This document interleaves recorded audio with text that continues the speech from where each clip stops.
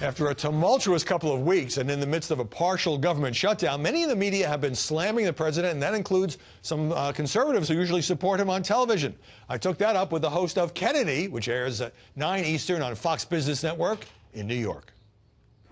Kennedy, welcome. Howie Kurtz. Live and in person. Glorious to see you in the flesh. Headline in New York Magazine. Why Fox News made Trump shut down the government. So it's all your fault. Thank you very much for that.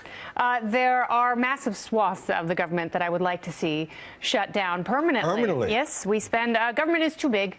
It's too intrusive. We spend too much money, and we are going to pass that bill along to generations who will be financially, economically hamstrung. And so you were not terribly upset about this temporary partial shutdown? I think it's clumsy, and I think this is the way they do business in Washington. No one really embraces their responsibility, and people in power say whatever it takes in order to get reelected, and that means giving out free stuff and making promises they can't keep. Well, when the president was going to go along with the original compromise, you know, fund the government until February, kick the can, no funding for the wall, and he said he would take wall funding from other programs. You said on the air that is not okay, that is not the way government works, and we'd all be up in arms if Barack Obama did that. Yes. So why weren't I agree with that.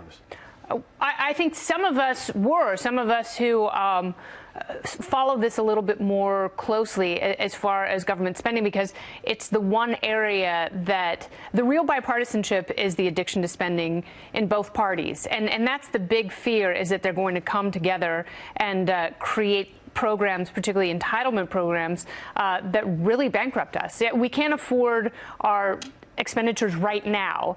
Imagine adding on to that, and having a president take money from here and put it over there at his or her whim. It's really not acceptable. And interesting that you say both parties, because it used to be thought the Republicans sold themselves as the party of smaller government. Yes. But when you're in the White House, it's very tempting to add on the goodies and blow up the deficit. And when you're in the House and the Democrats do that as a matter of course. Paul Ryan did the exact same thing, and I think it's laughable when he calls himself a policy wonk and a cost cutter, and someone who has a more astute eye for the type of limited government that he claimed to want to be in charge of, when in fact the deficit was larger. We owed a lot more money when he left than when he came into Congress. But what about this whole notion that Trump reversed course and took us toward the shutdown because conservative commentators here at Fox and elsewhere, Raj and Coulter, are all powerful and told him that this is what you need to do?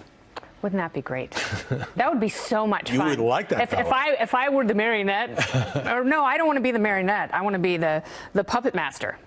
I want to be like Metallica, the master. But does the president take it as a warning sign when some people on the right, who ordinarily support him, speak out, whether it's pull out from Syria or whether it's not funding the wall? In other words, is it because he responds to the pundits, or is it because he thinks the pundits might be in touch with the essence of his base? I think that's probably it. I think it's the latter, because you have people who base so much of their opinion and worldview on people like Ann Coulter and Rush Limbaugh, because they have learned to not trust mainstream media sources, and they don't feel that, and I don't think that the mainstream media lies, and I don't think that journalism is dead, but I do think there are clues as to how they want to shape your thought, and I don't think it's dissimilar to the experience that a lot of university students have. And so they find people that they're more in line with philosophically and politically, like Rush and like Ann Coulter, and they tend to listen to them because they feel like they're getting an unfiltered, unmediated version of the truth.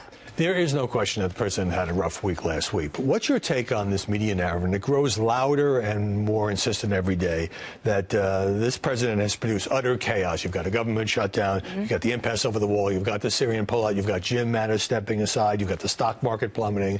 It's all Trump's fault, and it's only going to get worse. Well, if the president is going to take credit for a bull market, then he has to take some responsibility for a bear market as well. And I think he has a lot of factors sort of weighing against him right now. But the sky is falling, the world is ending, hair on fire, hysteria doesn't always serve us well. And, when he came into power, there were people who said that the economy was going to tank and that we were going to be in a nuclear war with North Korea. That didn't happen. No, that hasn't happened. And if you look at other metrics outside of the stock market, we are still in a great period of economic health and growth. And I think that's what the president needs to focus on. And it's tough for him to not be reactionary, because that is built into his temperamental casserole. Right. All right. Tom Friedman, the liberal New York Times columnist, along these lines, wrote that he had not favored removing Donald Trump from office until last week. And he says, you have to ask whether we can really survive 2 more years of Trump as president, whether this man and his demented behavior are going to destabilize our country, our markets, our key institutions, by extension, the world. So as much of the liberal press now sort of just going for full-on impeachment, indictment, resignation, exile. That's what they've been waiting for. They've been waiting for the dog whistle.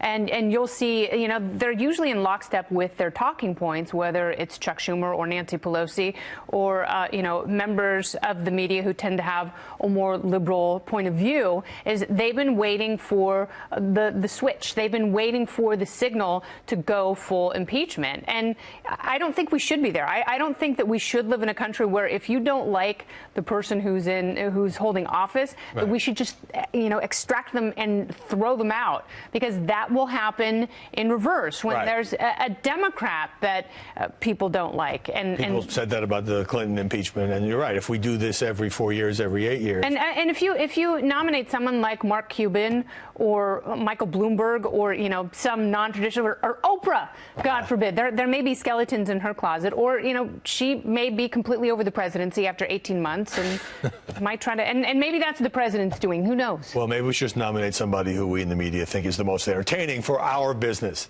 It's been great. I mean, you know, people ask me, what is it like to work at Fox? It's fantastic. It is so much fun because we're having conversations we've never had. And part of that is a reaction to the president. But I think that's one of the benefits of his presidency, is taking a non-traditional view of culture and politics and the economy. And there is some good in that. And we have to extract that good. And we have to encourage the president to go down that fruitful path and not the chaotic, annoying one. Look forward to you co-hosting New Year's Eve. I'm sure it'll be wild and crazy. It's going to be fantastic. Pete Hegseth and I are going to bring it. All right, Kennedy. Thank you, Harry. Thanks so much for sitting down with us here in New York. Thank you.